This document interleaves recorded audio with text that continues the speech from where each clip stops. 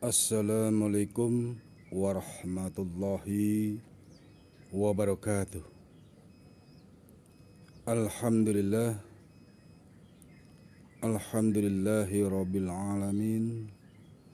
Wabihi nasta'inu ala umuri dunya wa din. Wa ala alihi wa ashabihi ajmain. Amma ba'du. Para hadirin semua, subscriber Eko Bambang, Eko Spasi Bambang.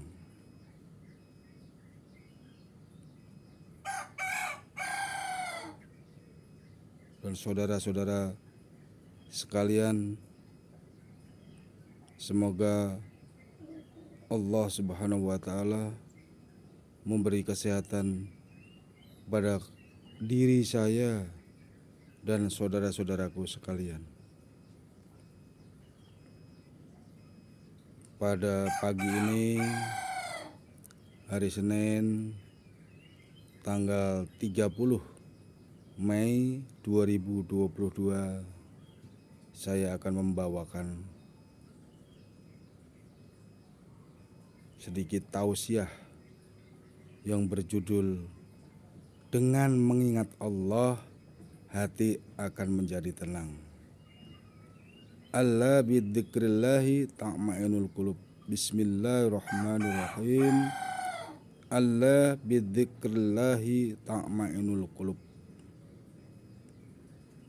Yaitu artinya, dengan mengingat Allah, hati akan menjadi tenang. Subhanallah. Kalau kita mendengar ayat di atas, bulu kuduk kita berdiri. Dengan mengingat Allah, hati kita akan menjadi tenang. Apa iya? Kan begitu. Ada yang nanya, apa iya? Pasti ada pertanyaan seperti itu. Mau kemana lagi? Kalau bukan ke Allah, mau kemana lagi kita? Khususnya kaum muslimin wal muslimat, wal mu'minina wal mu'minat. Itu harus, kudu itu. Istilahnya orang Cipayung bilang kudu. Harus ingat. Selalu ingat kepada Allah Subhanahu wa Ta'ala. Satu, kenapa sih kita mesti pengen hidup tenang, pengen hidup tentram dan damai? Karena hampir semua manusia itu mencari ketenangan. Satu, itu pasti. Tidak ada orang yang ingin mencari tidak tenang, tidak mungkin. Pasti orang yang dicari itu ketenangan dan kesenangan. Nah itu, kita itu baru merasakan bahwa ketenangan itu adanya di sholat. Sholat menjadi kebutuhan, bukan ibadah ritual lagi, kebutuhan. Jadi kalau kita sholat, hati kita akan menjadi tenang. Utamanya sholat 5 waktu. Sholat subuh diawali, sholat subuh itu dicoba, saudara-saudaraku sekalian, dibiasakan. Mulailah sholat subuh dulu. Setelah itu baru Johor, Asar, Maghrib, Isya.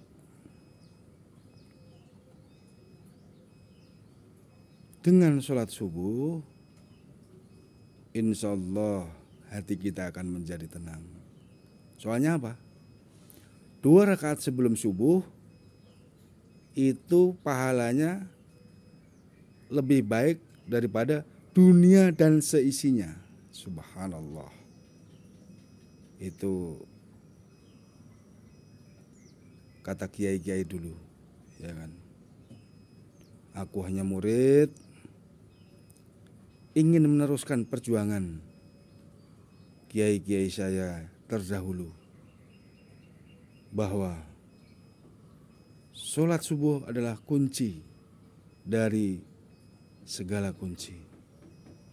Kalau sholat 5 waktu kita laksanakan, insya Allah dengan izin Allah rezeki akan lancar, ketenangan jiwa itu kita dapat.